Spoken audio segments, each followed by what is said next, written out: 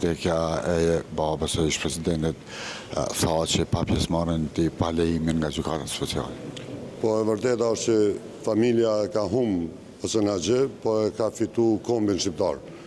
Po shihet që i madh i vogël gjithandaj trojave shqiptare janë bashku me këtë familje, pikërisht edhe për një arsye shumë më të fortë, padrejtësitë që po i bëhen presidentit. Tash e 5 vjet, por unë besoj shumë edhe në luftën tonë, pastërtinë e luftës, dhe besoj në fitoren e radhës që do ta kenë Hashimi bashkë me bashkëluftarë tjerë. E kemi bërë luftën vend tonin, e kemi arritë qëllimin me fitu lirinë bashkë me aleat tjerë. Besoj që nëse jemi kështu unik, qysh na ka bashku, përsa që tash i ndjerë, edhe kjo fitore e radhës do t'jetë, unë mendoj për kombin tonë, jo vetëm për Hashimin. Pritni që do të lirohen shumë shpejt?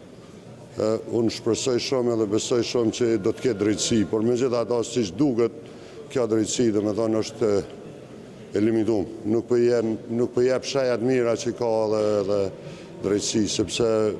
vetë fakti që nuk e lejon me marr pjesë në një vorrem duket që i ka shajat e një padrejtësie që po ndodh tash sa vite, por gjithmonë duhet jemi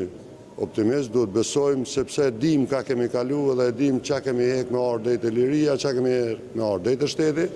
dhe natyrisht qa kemi hek edhe këto vite,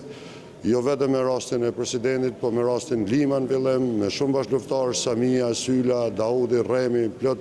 grupet tjera, Selimi, Prizrenit, edhe prapë, dhe me thonë, po vazhdon një gjykim i radhës, dhe me thonë, në gjykata atje me padrejtësi, pa numër ta që po i bëhen luftës tonë, dhe me thonë, pa hi edhe të tribunali i Jugosllavisë Ramushi me shok, tash nuk e di çka duhet me bo ma shumë e dëshmu që ne mi konë vend tonë i kem luftu për lirinë e vendit tonë.